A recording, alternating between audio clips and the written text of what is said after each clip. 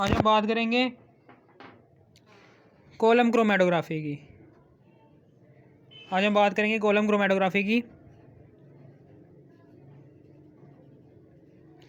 Column chromatography इसमें हम बात करने जा रहे हैं, किसकी बात करने जा रहे हैं आज हम। सबसे पहले तो हमने प्लेट थ्योरी की बात की थी, यानी कि कॉलम क्रोमेटोग्राफी है, इसमें एफिशिएंसी ऑफ कॉलम, यानी कॉलम की एफिशिएंसी को बेहतर करने के लिए, यानी कि कॉलम को हमने बेहतर करने में दो तरीक़ों से हमने कॉलम प्लेट थ्योरी कॉलम को एक्सप्लेन किया था, प्लेट थ्योरी के ज़रिए से और रेट थ्योरी के ज़रिए से। इन दो थ्योरीज़ के ज़रिए से आपने कॉलम को एक्सप्लेन किया था, ठीक है ना, समझ आ गई है। अब हम बात करेंगे how to increase the efficiency of column, कि आप कॉलम की एफिशिएंसी को कैसे इंक्रीज़ कर सकते हैं, कैसे बेहतर बना सकते हैं। इनके प्लेट थ्योरी में मैं थोड़ा सा बता देता हूँ आपको। प्लेट थ्योरी में हमने कहाँ गया था, इसमें हमने बात की थी according to this theory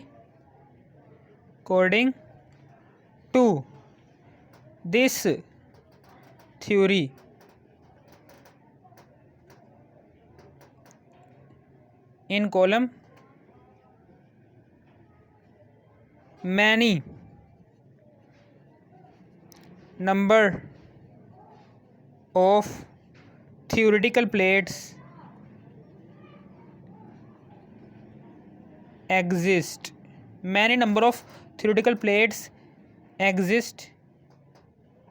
exist कर सकती हैं। थियोरेटिकल प्लेट्स कैसे कहते हैं, ऐसी प्लेट्स के जो हमने सिर्फ़ और सिर्फ तसव्वुर की हैं, असल में है नहीं है कॉलम के अंदर, हमने सिर्फ़ और सिर्फ तसव्वुर किया है। ये कॉलम है, इस कॉलम के अंदर हमने सिर्फ़ और सिर्फ तसव्वुर किया है।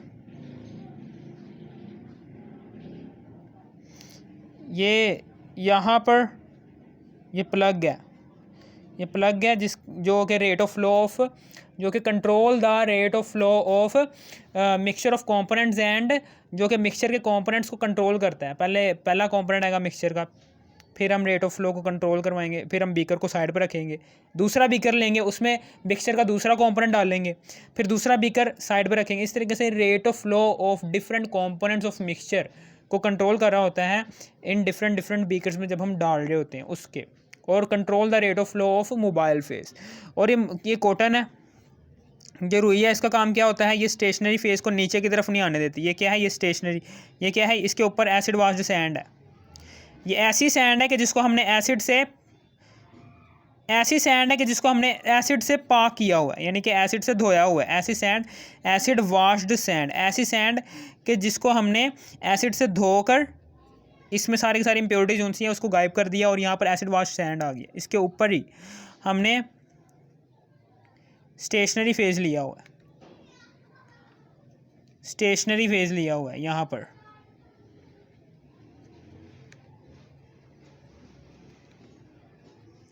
ये लो जी, ये स्टेशनरी फेज ले लिया हमने।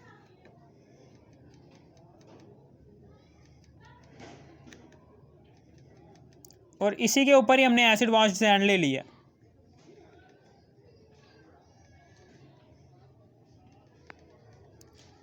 ये एसिड वाश सैंड ले ली, और इसी के ऊपर ही हमने मिक्सचर लिया।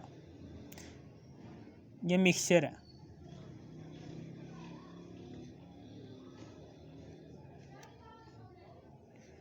इसी के ऊपर ही हमने मोबाइल फेज ले लिया। ये क्या है, ये मोबाइल फेज है। ये इसके नीचे क्या है, इसके नीचे मिक्सचर है। इसके नीचे क्या है, इसके नीचे है एसिड वाश्ड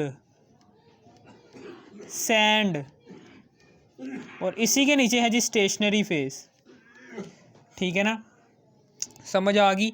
अब मोबाइल फेज ने ऊपर से नीचे की तरफ फ्लो करना है। यहाँ पर स्टेशनरी फेज के अंदर थियोरेटिकल प्लेट्स बनाएंगे कि according to this theory in column many number of theoretical plates can exist, यानी कि स्टेशनरी फेज कॉलम में जो स्टेशनरी फेज होगा उसके अंदर बहुत सी थ्योरेटिकल प्लेट्स एग्जिस्ट कर रही होंगी। ठीक है, ये है जी थ्योरेटिकल प्लेट्स। ये स्टेशनरी फेज है, इसके अंदर बहुत सारी थ्योरेटिकल प्लेट्स एग्जिस्ट कर रही हैं। फॉर एग्जांपल 9 है यार, फॉर एग्जांपल ये मैंने लगा दिया लाइंस। ये स्टेशनरी फेज हकीकत में थ्योरेटिकल प्लेट्स एग्जिस्ट नहीं है, बस हमने ना तसव्वुर किया है कि ये प्लेट्स जोन सी हैं ये एग्जिस्ट कर रही हैं स्टेशनरी फेज के अंदर। ठीक है, और फिर उसके बाद इसमें क्या होता है, एंड और in which different components of mixture different components of mixture distribute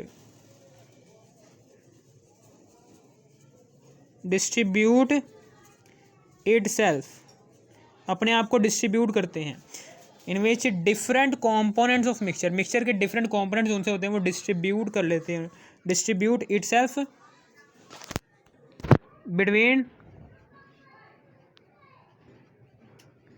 stationery phase and mobile phase, यानी कि स्टेशनरी फेज में स्टेशनरी एंड मोबाइल फेज दोनों फेजेस के दरमियान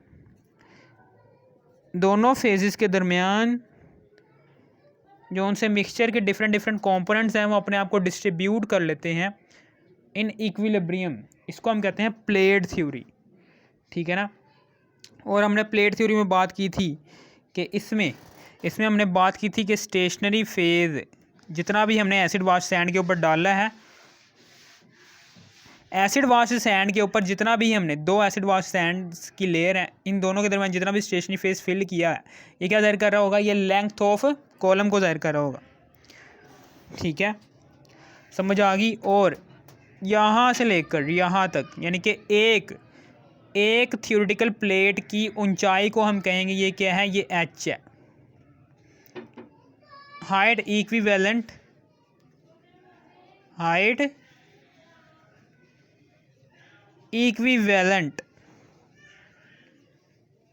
टू थ्योरेटिकल प्लेट,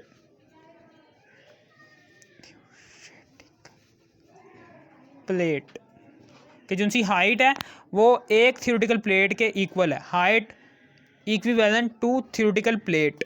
ठीक है, और फिर उसके बाद n यानी कि यहाँ से लेकर यहाँ तक n क्या जाहिर कर रहा है कि नंबर ऑफ प्लेट्स कि जो एग्जिस्ट कर रही होती हैं इन स्टेशनरी फेज के अंदर। ठीक है ना, h is equal to l over n, h is equal to l over n। ठीक है ना, और यहाँ पर हमें पता है कि n इज इक्वल टू होता है 4RT ओवर W। RT हमें पता है कि ये क्या होता है, रिटेंशन टाइम, कि कितने वक्त में स्टेशनरी फेज ने कितने रिटेंशन टाइम कि कितने वक्त में मोबाइल फेज ने ऊपर से नीचे की तरफ मूव करना है, यानी कि मोबाइल फेज ने टॉप टू बॉटम कितने वक्त में पहुंचना है, वो वक्त आ जाएगा रिटेंशन टाइम में। और W क्या है, ये विड्थ ऑफ पीक है, विड्थ ऑफ पीक है। अब हम इस फार्मूले को यहाँ पर दर्ज करके इस फार्मूले को हमने लेक्चर बना यहाँ पर। अब हम क्या करेंगे, यहाँ पर स्केयर है, फिर उसके बाद यहाँ पर 4 है, यहाँ पर RT है ओवर W है। अब इसका स्केयर लेंगे, फिर उसके बाद यहाँ पर क्या होगा, यहाँ पर जैसे ही तकसीम है 4RT ओवर W का होल का स्केयर,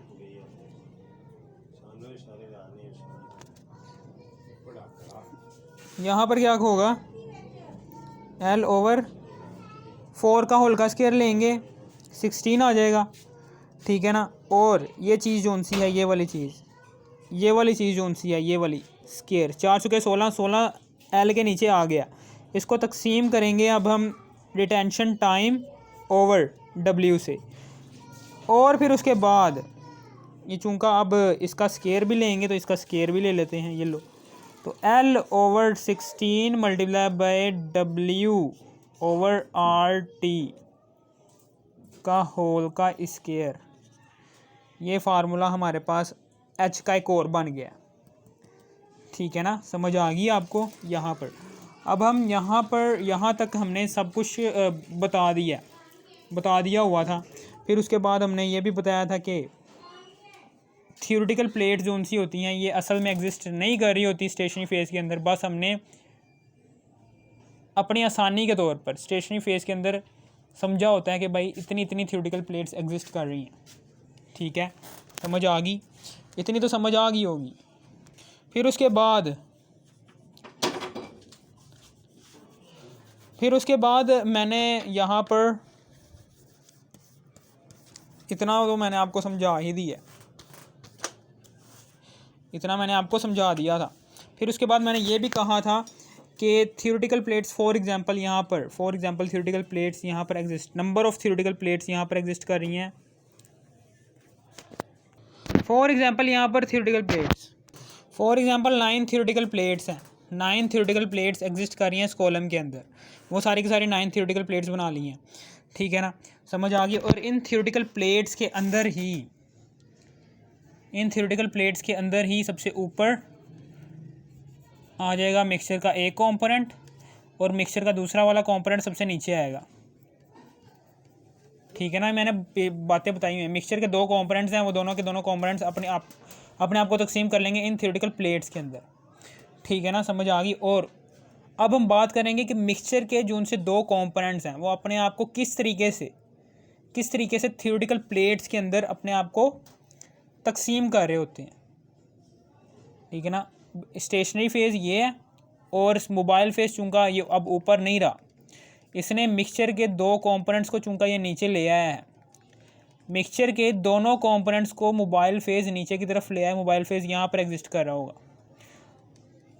मिक्सचर के दोनों कंपोनेंट्स अपने आप को डिस्ट्रीब्यूट कर रहे हैं 2 फेसेस के दरमियान, एक स्टेशनरी फेज़ और एक मोबाइल फेज़, इन दोनों के दरमियान। ठीक है ना, और यहाँ पर मोबाइल फेज़ जो सा होगा, ये जो सा नीचे मिक्सचर का जो सा दूसरा कंपोनेंट है, ये सबसे निचली वाली थियोरेटिकल प्लेट में इसलिए आया है क्योंकि इसकी अट्रैक्शन स्टेशनरी फेज़ के साथ बिल्कुल भी नहीं है, क्योंकि ये नॉन पोलर है। इसलिए नॉन पोलर कंपोनेंट जो सा मिक्सचर का होगा वो नॉन पोलर सॉल्वेंट के साथ नीचे की तरफ आ जाएगा, सबसे एंड वाली लास्ट वाली थियोरेटिकल प्लेट में आ जाएगा ये। और सबसे शुरू वाली थियोरेटिकल प्लेट में जो सा मिक्सचर का कंपोनेंट होगा वो क्या जाहिर कर रहा होगा कि मेरी अट्रैक्शन स्टेशनरी फेज़ के साथ ज़्यादा है, यानी कि मैं पोलर हूँ, इसलिए मैं ऊपर ही रहूँगा। ठीक है ना, अब हम आगे की बात करने जा रहे हैं किस तरीके से डिवाइड करेंगे। फॉर एग्जांपल यहाँ पर 64 है स्टेशनरी फेज़ के पार्टिकल्स, 64 है स्टेशनरी फेज़ के पार्टिकल्स। इसमें से अब हम, ठीक है ना, समझ आ गई है। अब 64 है स्टेशनरी फेज़ में 32 ही रहेंगे, 32 आगे ट्रांसफ़र हो जाएंगे मोबाइल फेज़ में। ठीक है ना, और फिर उसके बाद ये 32 से भी आगे 32 जोन से हैं, ये इसमें से हाफ़ जोन से मोबाइल फेज़ में रह जाएंगे और हाफ़ आगे ट्रांसफ़र हो जाएंगे मोबाइल फेज़ में। फिर उसके बाद ये जोन सा है इसका भी हाफ़ आगे ट्रांसफ़र हो जाएगा, 32 16 8 ये और 8 ये। अब चूँकि स्टेशनरी फेज़ के अंदर जो उनसे मिक्सचर के पार्टिकल्स होंगे उसको हम डिस्टर्ब नहीं करेंगे, छेड़ेंगे नहीं। अब मिक्सचर जो सा मोबाइल फेज़ होगा उसमें से हाफ़ आगे ट्रांसफ़र होंगे, 32 8 16 4 ये है और 4 आगे ट्रांसफ़र हो गए। ठीक है ना, 4 आगे ट्रांसफ़र हो गए। अब उसके बाद इसका भी हाफ़ आगे ट्रांसफ़र होगा, 32 16 8 4 2 आगे ट्रांसफ़र हो गया। अब ये 2 जो उनसे आगे स्टेशनरी फेज़ के अंदर पार्टिकल्स आ गए हैं जो उनसे मिक्सचर के, उनको नहीं हम छेड़ेंगे मोबाइल फेज़ को। मोबाइल फेज़ आगे इसका भी हाफ़ जाएगा आगे, 32 16 8 4, यानी कि हर एक थियोरेटिकल प्लेट के अंदर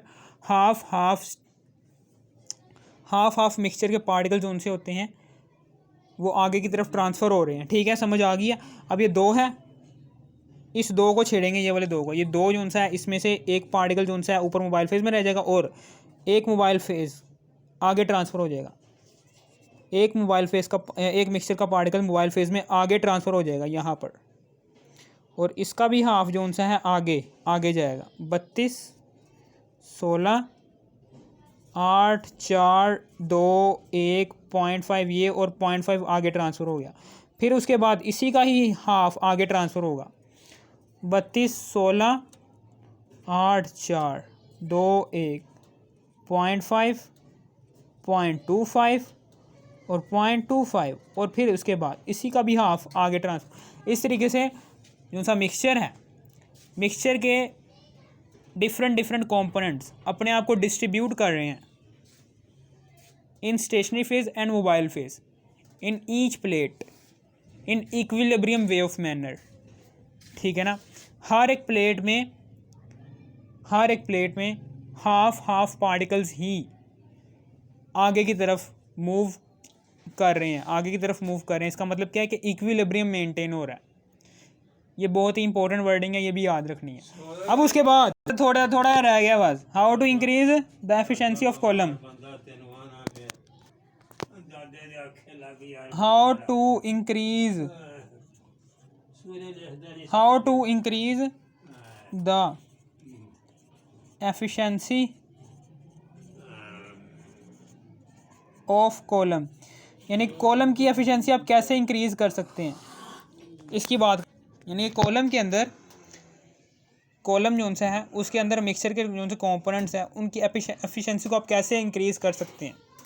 ठीक है ना। हमने पीछे फार्मूला पढ़ा हुआ है H=L/N, इसी फार्मूले के तहत चलना है। ठीक है ना। या तो दो तरीके हैं कॉलम की एफिशिएंसी को इंक्रीज़ करने के, यानी कि जो सा कॉलम है उसके अंदर जो सा मिक्सचर के कंपोनेंट्स हैं, मिक्सचर के कंपोनेंट्स अच्छे तरीके से सिपरेट हों इन थ्योरेटिकल प्लेट्स के अंदर। ठीक है ना। उसको हम कहते हैं एफिशिएंसी। के कॉलम की एफिशिएंसी कैसे बढ़ाएं, कैसे इंक्रीज़ करें जिससे कॉलम क्रोमेटोग्राफी जो सी है वो मज़ीद बेहतर हो सके। तो उसके लिए दो तरीके हैं। सबसे पहले तो आप नंबर ऑफ़ प्लेट्स को इंक्रीज़ करके नंबर ऑफ़ प्लेट्स को इंक्रीज़ कर दें। यानी कि मेरे का मतलब कहने का मतलब क्या है कि ये n है ना, इसको बढ़ा दो, n को इंक्रीज़ कर दो, इसको बढ़ा दो। और दूसरा तरीका क्या है, दूसरा तरीका ये है कि आप हाइट को बढ़ा दें। ठीक है ना। यानी कि मेरे कहने का मतलब क्या है, ये कॉलम है, एक कॉलम के अंदर थ्योरेटिकल प्लेट्स इतनी एग्जिस्ट कर रही हैं, 1 2 3 4 5, और सेम इसी हाइट वाला ही कॉलम है, इसके अंदर बहुत सारी इंक्रीज़ हो रही है, बहुत सारी नंबर ऑफ़ प्लेट्स आ रही हैं, थ्योरेटिकल प्लेट्स। हाइट सेम ही है। हमने यहाँ पर क्या किया, हमने नंबर ऑफ़ प्लेट्स को इंक्रीज़ किया। नंबर ऑफ़ प्लेट्स को इंक्रीज़ कैसे किया, जबकि हाइट जो उनसी है यहाँ पर भी लेंथ सेम है, यानी कि स्टेशनरी फेज़ की length, stationary phase length of column of, ये L क्या होता है, मैंने अभी बताया है कि ये L होता है लेंथ ऑफ कॉलम पैकिंग के स्टेशनरी फेज़ की लंबाई कितनी है वो होती है। ठीक है ना। आपने H को इंक्रीज़ यहाँ पर ये जो उनसे है ना, यानी कि आपने एक थ्योरेटिकल आपने क्या किया है, एक थ्योरेटिकल प्लेट की ऊंचाई को चेंज कर लिया, यानी कि H को आपने छोटा कर लिया। H क्या है, ये हाइट इक्विवेलेंट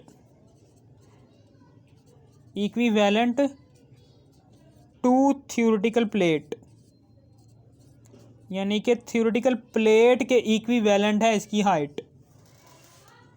H क्या है, ये height equivalent to theoretical plate. आपने पहले H था फॉर एग्जांपल H था पहले 5 सेंटीमीटर, आपने यहाँ पर H कर दिया है जी 2.5 सेंटीमीटर, जिसकी वजह से जो सी प्लेट्स हैं वो इंक्रीज़ हो चुकी हैं। यानी कि short the H and increase the number of plates.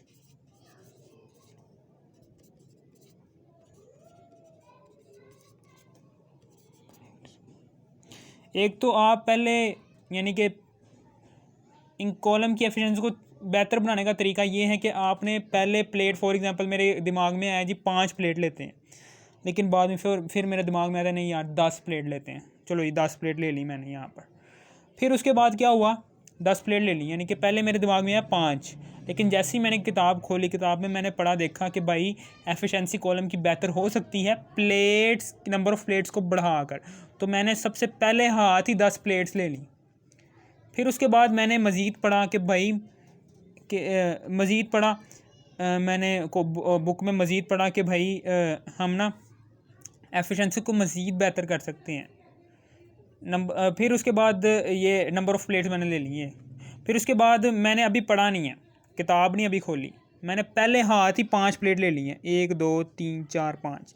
लेकिन जैसे ही मैंने किताब खोली, किताब में लिखा हुआ था कि आप एक थियोरेटिकल प्लेट की ऊंचाई को कम करके प्लेट्स की तादाद को बढ़ा सकते हैं, जबकि length of column packing same ही रहे। ठीक है ना, समझ आ गई? आपने सेम लेंथ